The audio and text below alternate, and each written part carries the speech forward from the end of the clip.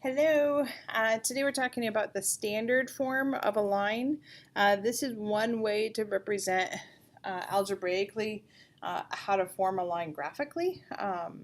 To be a linear relationship, it means that there's like a proportionality between the x and the y coordinates. So this is different than probably some forms that you've used before, and it's because a and b and c are just numbers. They aren't representative of specific things on the graph. So you can't really say that b is the slope or c is the y-intercept. That's not necessarily the case. So let's just start with substituting in some values. In this example, we're going to have a equal 2, so 2x, b equal negative 3 minus 3y, equals, and then a c value of 12. Okay. So this is an example of what a standard form of a line may look like. From here, what we're going to do is some different examples that relate to standard form. Let's start with up here, what are the requirements? So the requirements to have an equation written in standard form are that a, b, and c are all integers. Okay. If they're not, then you have to write them as integers. The next step is that it has to be a simplified equation. And so what that means is that the values a, b, and c all have to be reduced. Like if it was 2, 2, and 6, then you would have to divide those three values by 2. Lastly, a and b have to be on the same side. There is, based on your teacher or what curriculum you're using, there is a fourth rule that says generally a should be positive. So you may have to like multiply everything by -1 to make sure that a is positive, but I'm not going to be terribly picky about that. Okay. From here, we are going to jump down and say, based on those rules, are these in standard form? Okay. The first one, y equals -3. Okay, technically, yes. Okay, a is 0, b is 1, and then c is -3. They're all integers and it's in simplified form. How about the next one? This is yes, but it needs to be reduced. Okay, a, b, and c are all integers. A and b are on the same side, but because all three values are divisible by 7, you need to reduce it first. For number 3, that would be a yes, and everything is reduced as far as we can tell.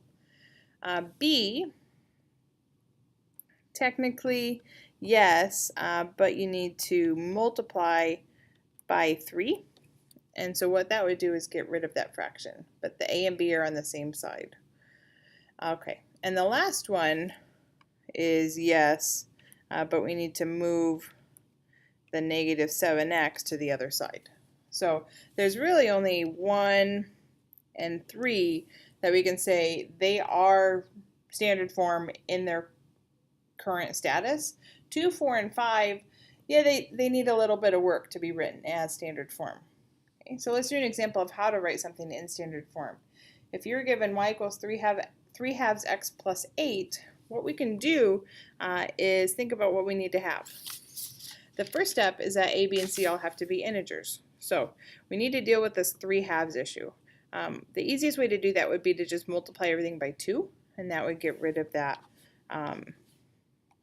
fraction. So when we divide or multiply everything by 2, we're talking about the left hand and right hand side of the equation. So 2 times y, 2y equals 2 times 3 halves x. The timesing by 2 and dividing by 2 will cancel, and we'll be left with 3x. And then lastly, 2 times 8 will be a positive 16. So we have a, b, and c are integers. It is a simplified equation because those values are reduced, but we do need a and b to be on the same side. So we need to move 3x to be on the left-hand side. We'll end up getting -3x plus 2y equals 16. Okay. That is perfectly fine. Some students may prefer to write 3x minus 2y equals -16. Notice the values are still the same, it's just the sign is opposite for each of the terms. That would be as if we were like multiplying by -1. And it will be the same. So a question that I commonly get from students is, well, mine are the same numbers, but it's all the different signs. Is it still right? Answer would be yes. Okay, these are both the same line. With that in mind, let's try another one. Writing in standard form. So y equals 2/5 x minus 3/4. We need to multiply by some number that will cancel out both of those denominators. Okay, so this is where we want to find the least common multiple of 5 and 4, or what's the smallest number that both 5 and 4 go into. That would be 20. So we're going to multiply everything by 20. On the left-hand side, we get 20y. On the right-hand side, 20 times 2/5. The way that I kind of do that, I'll show you with this first one. You can think about that 20 is over 1. And I would do the division first. I would take 20 divided by 5, which is 4, and then take that 4 times 2. So you're essentially reducing this fraction, 20 over 5, to 4 over 1. And then you can do your 4 times 2. So we get 8x. And then minus 20 times 3/4.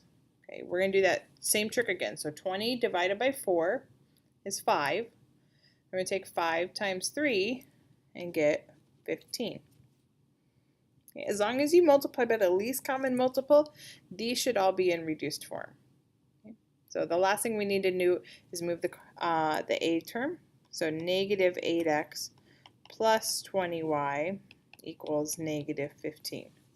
And that would be our final answer. Okay, we're going to graph next. I think standard form is probably one of the easiest forms to graph, and that's because you just need 2 points to draw a line. And from this, you can find the x and the y intercepts pretty easily. So we have an example of negative 4x plus 5y equals 20. What we're going to do is find the x-intercept. So the x-intercept is when y is 0. You can kind of think about it as it's going to be some number comma 0.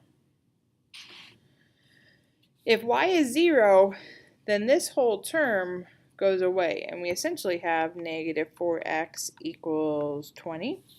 And so I like to cover up that term, and I just do it kind of mentally. Negative 4x equals 20. If I'm solving for x, I will divide both sides by negative 4. 20 divided by negative 4 is negative 5. So negative 5 comma 0, that's our x-intercept. This is something you don't necessarily need to show work for every time. I'm just doing it to help explain. Okay, next we can find the y-intercept pretty easily. The y-intercept is in the form of 0 comma a number. So we know in this case x is 0. So negative 4 times 0 would be 0. That goes away. And so we just have the equation 5y equals 20. And we're trying to find y. So divide both sides by 5. Y equals 4. So the y-intercept is 0 comma 4. You have your 2 points.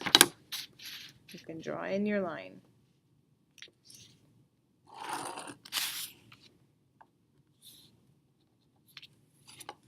Okay. So pretty easy to graph a line in standard form. Next we'll talk about just one more example of the x-intercept and y-intercept, but we're going to use this equation that's in the middle. So the x-intercept, we're going to use that shortcut of covering up the y term. Okay, so y is 0 when we're finding our x-intercept, and we get the equation 2x equals 12. So divide by 2 and x equals 6.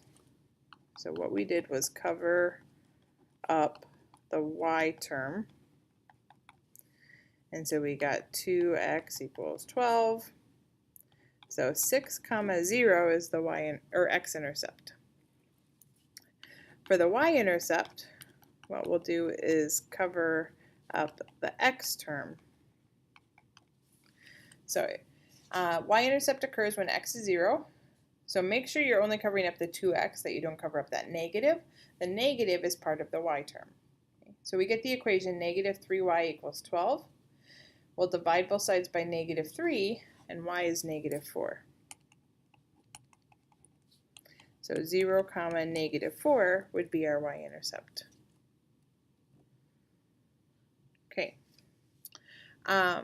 Next we can write the equation given in slope-intercept form. This is something we haven't talked about yet this year, but you are familiar with it from Algebra 1.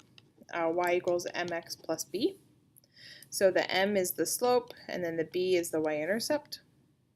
So what we're going to do is take our equation and just move the terms until it's in this form of y is isolated, and then we have some coefficient with x, and then we have a constant on the right hand side. If we're trying to isolate y, we're going to start with moving the 2x to the other side. So -3y equals -2x plus 12. From here, we need to get rid of that -3, so we're going to divide everything by -3. And we get y equals, a negative divided by a negative is positive, so it's a positive 2/3 x. 12 divided by -3 is -4. So our slope-intercept form is y equals 2/3 x minus 4. In some cases, this is easier to work with. In some cases, standard form is easier to work with. So it just depends on what type of problem you're working with, and it will be handy to know this other form. So here's a last example. Joe is selling t-shirts for $10 and jeans for $15. What combination of jeans could he sell to make $1,000? What we're going to do is write an equation. So we want to start with defining our variables. Our unknowns are how many t-shirts he's selling and how many jeans are selling. So that will be what x and y are representing. X will be the number of t-shirts, and y is number of jeans. Jeans are selling for $10 each, so 10x would calculate how much he gets for t-shirts, and then plus 15y. I don't know who can buy jeans for 15. That's pretty cheap. 15y is going to calculate the cost for the jeans, or the profit from the jeans, whatever you want to think about it as. And altogether, he wants to be able to make $1,000. So it's setting it equal to 1,000. If we wanted to, we could find pairings of x and y, or integer x and y coordinates that would tell us what pairings would make him that $1,000 that he wants. Okay, that is it for standard form. Thank you.